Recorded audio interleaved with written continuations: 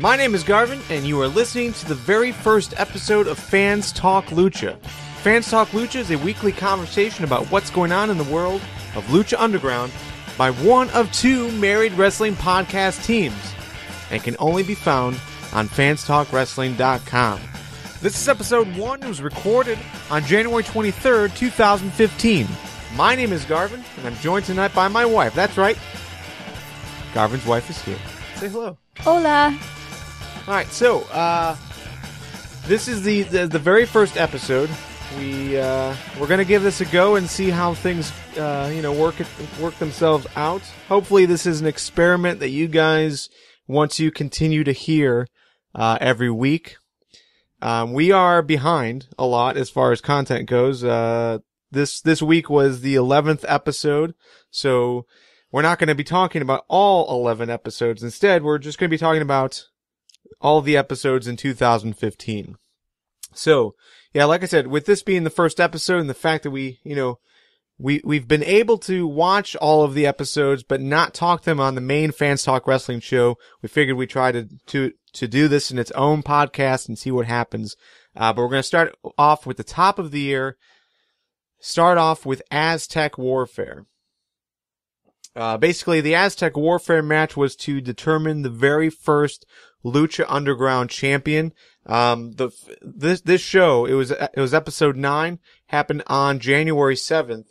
That was the entire show. It was just one match for the full 1 hour, episode. So overall, Aztec Warfare, very similar to Royal Rumble. Royal Rumble's coming up. Like overall, do you feel like they set themselves apart enough? I am not a hardcore WWE wrestling fan, so I personally found it a little hard to tell the difference between this Aztec match and Royal Rumble. It seemed like the main difference was that in this match, if someone was out of the ring, they could kind of chillax. Right. And then come back in at a later time. And I also think that in terms of pacing, this was a little better. I find myself getting bored maybe about the 65% of the way through. And with this one, it was much more quickly. People were eliminating, people were leaving the ring, so there was less for me to try to focus on. I have a hard time sometimes with WWE. They want to put too many people in the ring at one time. Right. I can't focus on a match, but I think that they did a really good job in this episode pacing themselves so that I wasn't torn between what I wanted to watch. Yeah, I mean, by the time you get to like the 10 to 15 minute mark at the Royal Rumble, you've got like 5 to 10 guys in the ring at one time, and it does get kind of hectic. And all they're doing is punching each other. You've got like one match you're supposed to be watching, and then the people around them are just punching each other in the head. It's so ridiculous. Yeah, so this was definitely a good variation of that style. The other thing that set it apart was not just the fact that they could go to the outside, because throwing them over the top of the rope, that wasn't part of the elimination style. Eliminations were done by pins and submissions. It was more of like a, anything goes type match, hardcore rules. So people were using chairs. We might have seen a table at one point, but overall, yeah, I think there was a table. They love their tables and chairs.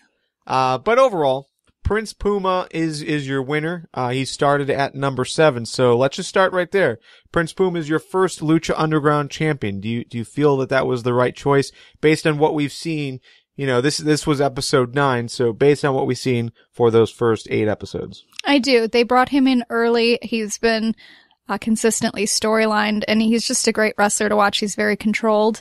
Every move he does, it's slow and deliberate. And I think they did a good choice. He's a character it's easy to like, so you can get a lot of fans behind him. Definitely easy to like. Overall, great wrestler.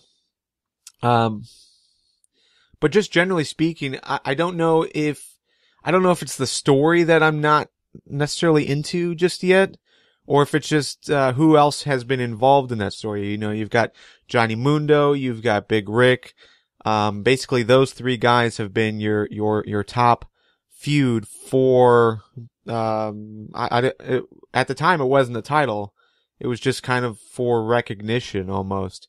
You've got Phoenix in there now, so I'm not sure if, for me at least, Prince Puma stands out as far as a character, as far as a story based, I see what you're saying, but I think that in 11 episodes, it's really hard to come up with a great three-dimensional backstory. They've been working really hard to try to tell us who's good and tell us who's bad, and until you have a few more episodes in, they're going to have to continue to do that because the characters haven't been able to do much on their own. It's all being fed to us through those backroom scenes and through those two announcers. Yeah, and that's true. It's also this was the 9th episode.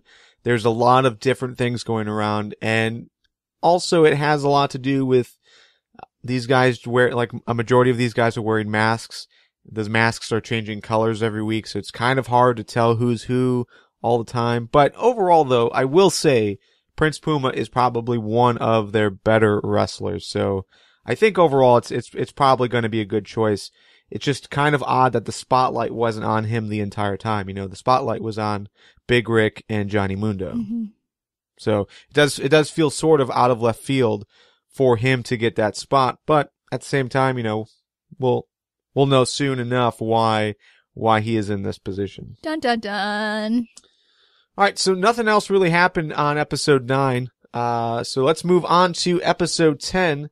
Oh, actually, before we do that, another interesting note for me at least, was that there's no women's champion. There's no Divas champion. It was Sexy Star and Ivelisse. They both competed in the Aztec Warfare match for the top title. So knowing what we know about wrestling, as the casual fan that you are, as the big time wrestling fan that I am, women fighting men isn't a thing that we see at all, really. This is Lucha Underground is definitely breaking down some barriers here. Do you think that eventually we will see a woman or a woman holding the top title?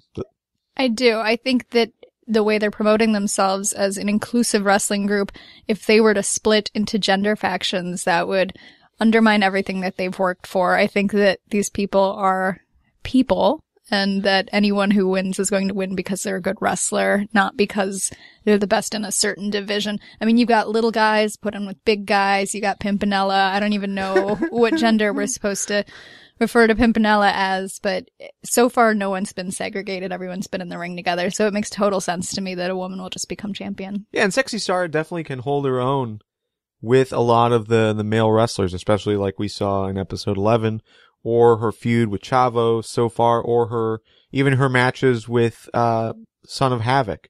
She can definitely hold her own, but there's obviously that strength gap where the men are obviously stronger than Sexy Star or Ivelisse. So to me, there's kind of a weird, I don't know, almost a roadblock for me to really believe that they can compete at that high of a level. Like Sexy Star versus Prince Puma, to me, I would think Prince Puma would win every day. I can't really see a scenario where Sexy Star would win there. So I know it's kind of not believable. I'm a little surprised that as a hardcore wrestling fan, you're not thinking back to Big Show and his partner. What is his name? The little guy. Rey Mysterio? Yes, thank you. There were several times Rey Mysterio kicked his ass, and sure. It had nothing to do with their size discrepancy, but it was more the fact that they were doing two different types of wrestling. So I think that if you're looking at pure strength versus strength, yes, there's going to be a disparity. Yeah. But we've seen people do different things to each other in the ring, and in that way, size isn't always an advantage. The only argument against that particular example, Big Show is this big, slow guy. Rey Mysterio is this really fast, flippy guy. Two different fighting styles. So obviously, Rey had the speed advantage and could run circles around Big Show. Sexy Star is a luchador going up against other luchadors. They're all pretty much the same style. What about Big Rick? Well, Big Rick. Let's not talk about Big Rick. You can't see him, but he's waving Big Rick aside with his hand as though he is not important. Yes, that particular, but Big Rick is not your champion. Prince Puma is your champion. I suppose. Speaking of different things that people do to each other in the ring, I did notice something interesting. This was episode 9, and I've watched every episode since the beginning, and I've noticed that Chavo's character does one thing consistently. It's very irritating to me. He comes into the ring. He talks about being a Guerrero. Yeah. Guerrero, Guerrero, Guerrero. I'm a Guerrero. Then he hits someone in the face with a chair, and then he leaves. And that's what he does. That's his thing. That's not a wrestling style. What is that?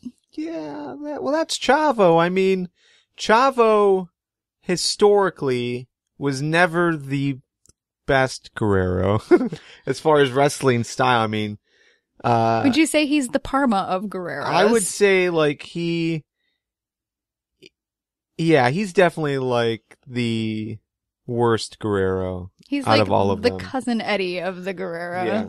He's not a very good example of being a Guerrero. Not necessarily his attitude. His attitude fits with the Guerrero style. The chair shot stuff is definitely like in line with what he used to do with Eddie in the WWE. But the problem with Chavo is that, you know, you're hoping that something awesome will come out of the story they're telling. They are telling a good story. I mean, I like his segments. Sure, they're telling a great story, but it always ends with chair to the face. At some point, that ceases to be special. True. And it's always a steel chair. It's not just a chair. No, it's a solid steel chair, and you have to know about it every time. Well, that's wrestling, though. You know, they have to make sure you understand how brutal that I get chair it, shot Chavo. is. You hit people with chairs. The only special chair shot that we've seen thus far was when Chavo smashed Sexy Star over the head with the chair. That was the first one I recall seeing. Yeah, it was. That was the second one. Because the first one was Chavo over Blue Demon the first time. Okay. Still, but that was, at that point it was still new and exciting. And it's no longer new and exciting. No. Maybe instead of a chair, he could use like a cane or like another piece of furniture like a lamp. Yeah. Okay, so continuing on the Chavo conversation, episode 10, we did see some continuation of that story. So Blue Demon is back, and actually Blue Demon, or Blue Demon, he came back in episode 9 to cause Chavo to be eliminated from the Aztec Warfare. So episode 10, Chavo comes out to apologize, but really apologize for not destroying Blue Demon. And yeah, chair shots. But it wasn't Chavo this time. Chavo got the chair shots. He did, but still, at this point, it is hearing the same song for the 40th time on the radio. My attention wasn't on that segment. Because I saw them sitting in those chairs, and the whole time I was thinking, oh, another chair. Someone's gonna get hit with one of those chairs. And sure enough, 2 minutes later, someone got hit with the chair. Yeah. Hey. That's what they do. This episode was weird for me because it opened up with a scene where Cueto is, they're trying to characterize him as being this shady business manager. Yes. And he is talking to Phoenix, and Phoenix obviously did not win the championship. So he is telling Phoenix that Phoenix is the man and he wants him to go forth. And well, he's impressive. Sure. Yes, but he's giving him a pep talk. But I don't really see, if they're trying to characterize this guy as this evil, shady, underhanded businessman, why he's not just bribing these guys to take falls. Like, is this his evil business strategy, is to give pep talks to the guys who didn't win so that they'll win when he wants them to? That is so not efficient. Yeah, you wouldn't necessarily go to the losers to try and get them to win. You would go to the guys who's already winning and try to win him over. Or you'd go to someone and have them sabotage the match. That's what you do. Yeah. It's almost like instead of being an underhanded bad guy, he's an underhanded good guy. Because he goes to the loser and he's like, man, I know you can do better. You got it in you. He's like his dad. Well, you brought up the idea of maybe even fixing the matches. Like you would go to the losers to lose, to, you know, get money or to, you know, fill his pocketbooks or whatnot. But you couldn't fix the matches and still sell the idea that this is like real fights and whatnot. I don't even understand, because supposedly this is his temple. This is his abandoned warehouse. He makes money no matter what, right? Yeah. So what's the point of him being underhanded? Why doesn't he just run it like a regular business guy? I don't know. That's a good question. He owns the place. Yeah, I mean, he is getting all the money. So what does he care who's the champion? It's not like he's one dude's manager. Yeah. So I don't really thought. understand where the storyline is going. To No. me, it does not make a lot of sense. And I say this as someone who watches a lot of really bad mysteries and sees this sort of thing written out all the time. Yeah, I mean, for sure. He would definitely, I don't know, there's better ways to go about it. It's the way he's selling it is, you know, I'm a business guy, I want more money kind of thing. But really it's like, I just don't like who's champion right now, so you gotta take them out for me.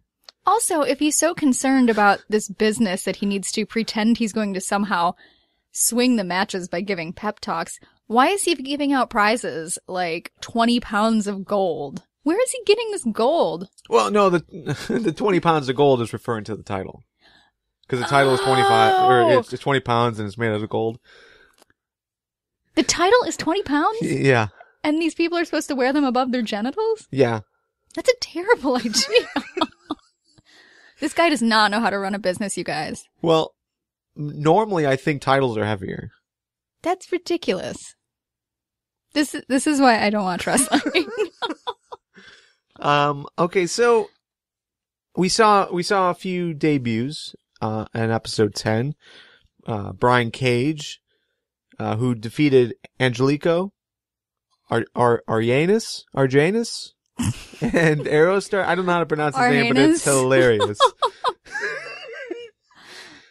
It's not yours, it's ours. It's the only married heinous. Yeah, I didn't like any of these guys. I mean, I kind of liked Angelico. I think that when Angelico, you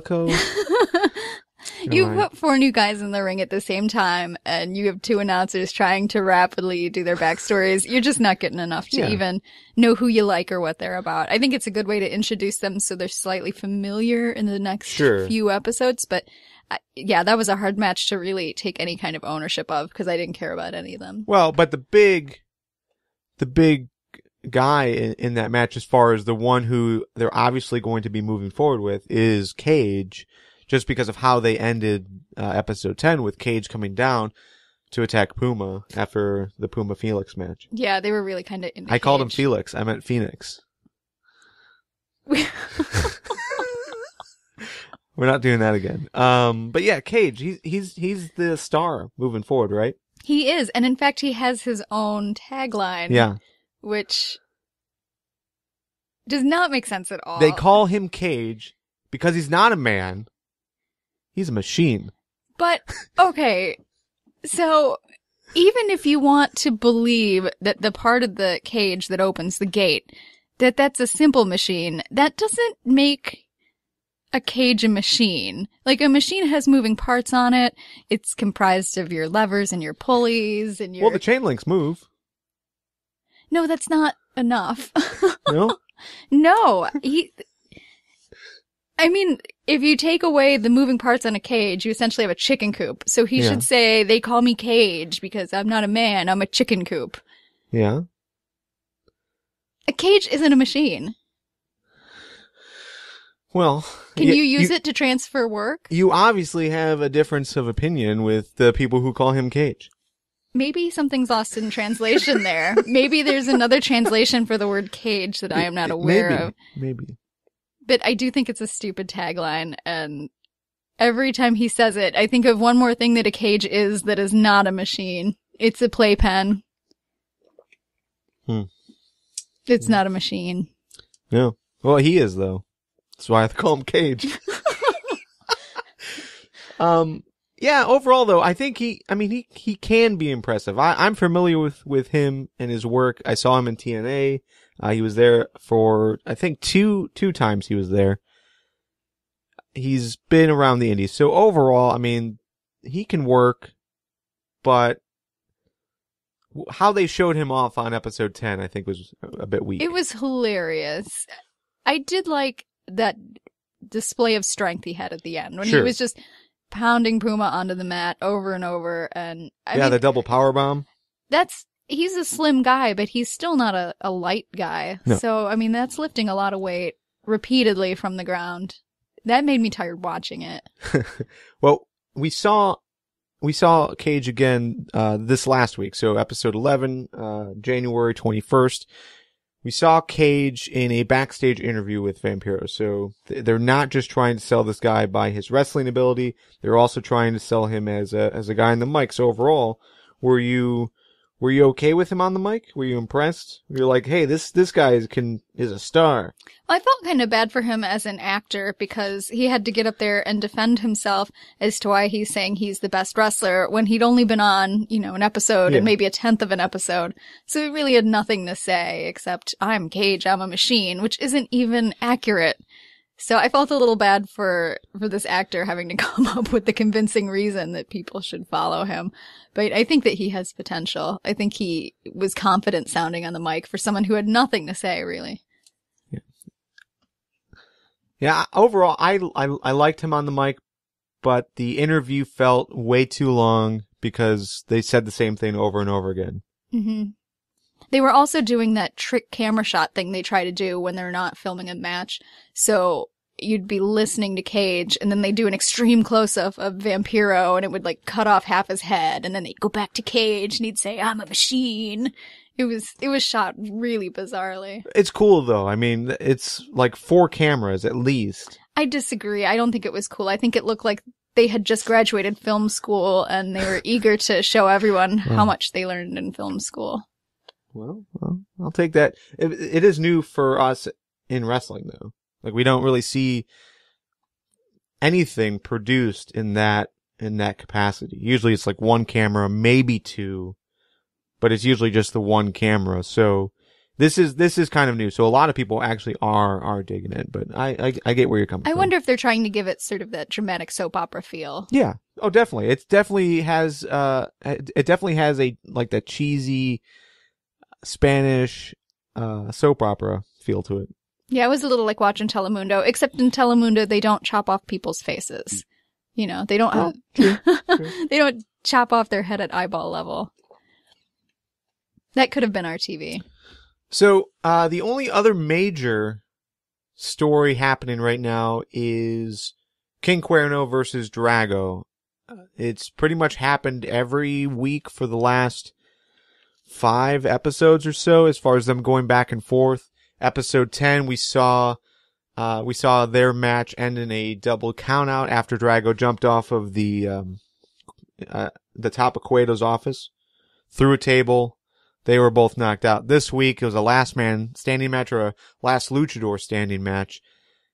King Cuerno won by tying him up with a rope in the corner. Thoughts on this feud? Do you think this is a good story? Well, I like the feud, and just story aside, I like it because both characters are so dramatic. They come out and the one guy's wearing the deer head and he's like, I'm a hunter. And then Drago comes out and he's like, oh yeah, well I'm a dragon. Check out my tongue. And then, they wrestle and they're both very good wrestlers. So it's entertaining. So I do think that they kind of have equal strong personalities and that makes for a good feud. They're definitely the most made up as far as the whole get up is extra dramatic. So you've got the deer head for King Cuerno.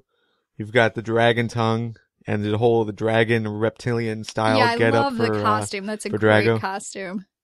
It's very, very good showmanship from both of them. And I think that makes for a good feud because there's always something interesting to look at. Even if you're making fun of it, it's something that you're watching and you're enjoying. Sure. And one thing you pointed out as we were watching it was the fact that you didn't really understand why the crowd was booing Cuerno when he won. Yeah, I don't understand that. So this was a match where there was really no disqualification. So he wrestled within the rules. Sure. He used a piece of equipment that, as a casual wrestling watcher, I've never seen before. I've never seen the rope. So it was, and I've never seen the type of match either where you have to stand up. You've got the 10 seconds to remain standing. I've never seen that. So there were a lot of new elements to it. I thought it was very creative. And I don't understand why the crowd would boo someone for winning a match by using the rules. Well, I don't think they were booing him because of how he won. I think they were booing him because he won. I don't understand why people don't like him. Maybe I haven't been paying enough attention to the storyline, but I don't really get why he's a heel. Well, because they chose that they liked Drago. They wanted Drago to win. Was this like a 1984 kind of groupthink thing where everyone just decided It just at one happened one moment day. that Yeah. one guy was the man and the other was the enemy? Well, it might have been episode 4. Drago debuted in another, like a 3-way match. It was with Phoenix, Drago, and someone else. Oh, Pentagon Jr. Yeah, I do remember him coming out and we all kind of liked him, but Yeah. I don't recall at what point it became definitively that Drago was the guy you root for.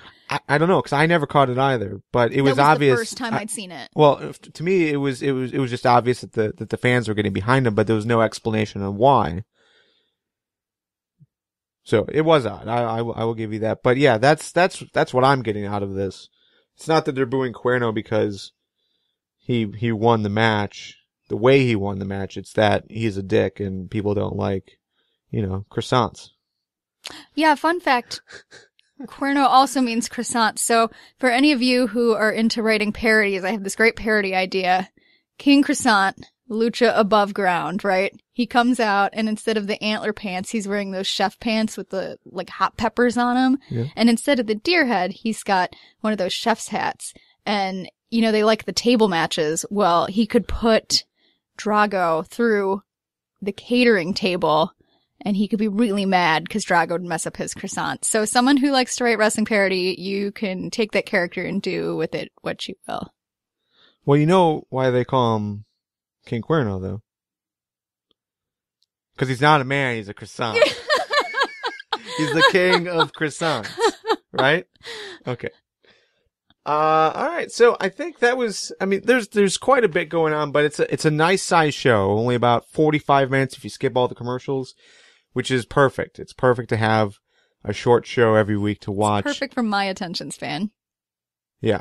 Well, it's perfect for me knowing, for those who know Fans Talk Wrestling, we talk about WWE, we talk about TNA and other stuff going on. We were trying to fit Lucha Underground in there, trying to fit NXT in there. There's just so much wrestling. So only having to dedicate an hour a week on this one show is nice. It's nice focused opportunity to watch wrestling. So top 3 wrestlers.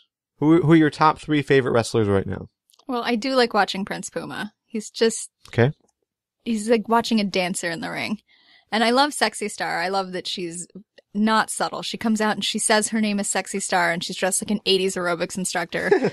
I really like that. Yeah. It's fun. And I'm having a hard time with my third. I think that I might like Pimpinella just because I'm not familiar with that type of character, so it's new to me. Okay. I'm going with Phoenix. I like Phoenix. I like Son of Havoc. Oh, yeah. Team Beard, and he's amazing. You never see a guy that big moving that quickly. He's so spry. He's wonderful. Mil Muertes, really? I think, is my third. I like the character and the story. It's like the way they built him specifically was they told that story first, and then they brought him in to show how like dangerous and angry he was. So that's I like what that. we're more used to, and I think that's a more traditional way to build a character. So I could see that. All right, so the last thing that we're going to talk about, just kind of speculation. There's been pretty much, I want to say, a majority of the shows, maybe starting around episode 4. We started getting this view of a mysterious woman either in the crowd or on top of Cueto's office or backstage, kind of just stalking around and looking over people's shoulders and stuff. Where do you predict that this will go? Well, I think the obvious assumption is that she's going to be another wrestler, but we were talking about Cueto being this shady manager who's kind of terrible at being shady. I have another theory that she might be like a silent partner. And maybe, he's in some kind of trouble being the crappy businessman that he is, and she's lurking around to see how he's running things because maybe she wants to take over.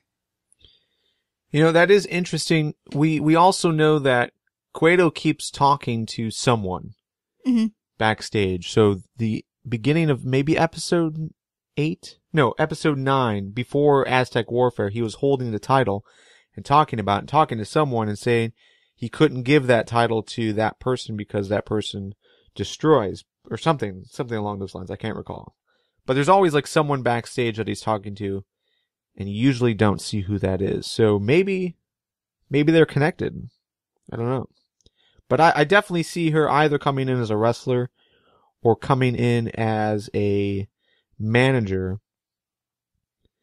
But I haven't made a connection yet, as far as it seems like she's involved at different times. So I think I'm trying to think of when they've shown her recently. They showed her in the crowd maybe during the Drago Cuerno match. Just during matches, but I haven't been paying enough attention to notice if it's the same match every time. No, yeah, I haven't noticed it either. And I think backstage it was right after Cueto talked to Phoenix. It must not be a very secure backstage. She's like lurking around and she's supposed to be suspicious, but obviously she's in the building and has free access, so. Yeah, and that title must not really be made of gold is what I'm saying. There's whoa. no security. Hey. I don't know, man. We'll see though. We'll find out. Maybe she's there to steal the gold. She's in the wrong places then. Well, she's also not a leprechaun, so. Yeah, we'll find out, but it is interesting, and they've kind of stopped mentioning her on commentary. They used to mention her on commentary all the time, and now it's just... Well, they had to draw attention to her, but now... That's true. You notice they put her in bright eyeshadow, so she kind of stands out when they put the camera on her face. Well, this last time was kind of odd because, before, she would always wear like this business suit type thing, or like leather. pantsuit or leather or something. It was always dark. And this time she was wearing a media badge and a Lucha Underground shirt. So it's almost like they're playing Where's Waldo with us. Yeah. Well, it's a pretty bad game if they keep pointing her out, like, there's Waldo. Yeah, the camera just focuses on her for like 3 seconds and then goes away. This program in general has been very announcer driven, so I wouldn't be surprised if they do something like that, but because there's really no one else speaking, the announcers, if the burden fell on them to point it out to the idiot fans, because they're the only people we hear from most of the time. Yeah. All right, well, any final thoughts before we close out? Yes, I'm going to admit to something. I have no ear for languages. We took 2 years of Spanish and went to Mexico, and I almost got us on the wrong bus and lost your insulin. Yeah. So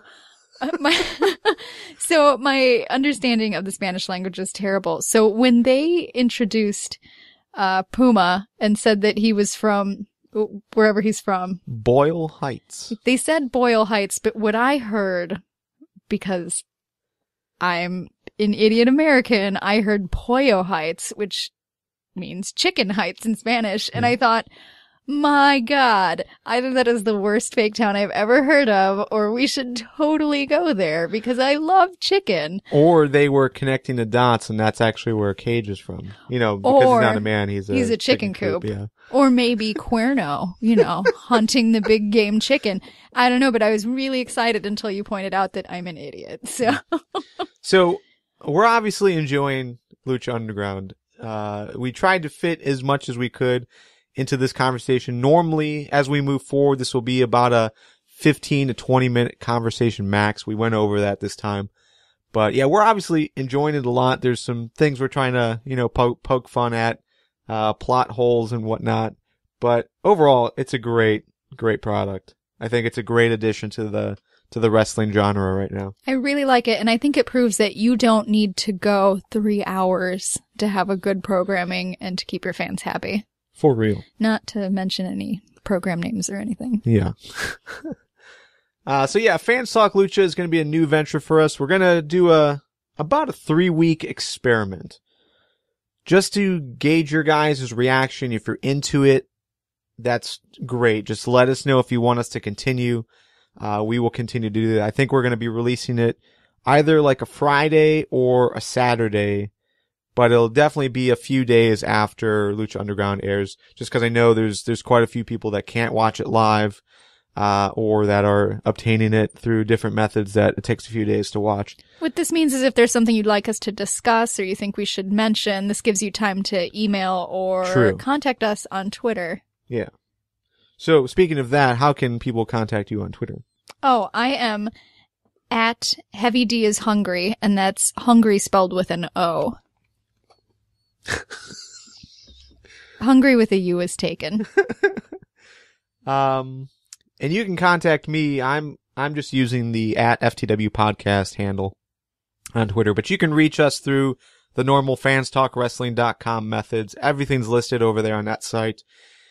And again, if you're interested in this show continuing, this conversation continuing, myself and my wife doing a Lucha Underground show to being one of 2 wrestling podcasts that are done by a married couple, definitely let us know. If you're a patriot, you'll like ours better. Yeah, right? Seriously. And also we are going to be releasing access to a Patreon account. It's going to allow you the ability to pledge some funds our way. It'll be monthly based. If you can pledge as little as $1 a month, even if it's just a handful of you, it'll reach the milestone that we set to keep this afloat. But we wanted to release this, get your feedback. Next week, we'll really push that part of it hard. But yeah, let us know what you think. And that's the show. We'll be reading and responding to your comments all day through our YouTube channel and on social media and really throughout the week. And hopefully we can do some live Fans Talk Lucha shows in the future or live chats for Lucha Underground. But you can head on over to fanstalklucha.com for more information about us and how to get involved in the future. And join us throughout the week on Facebook and Google Plus as we talk about the week that was in wrestling. fanstalkwrestling.com. See you guys later.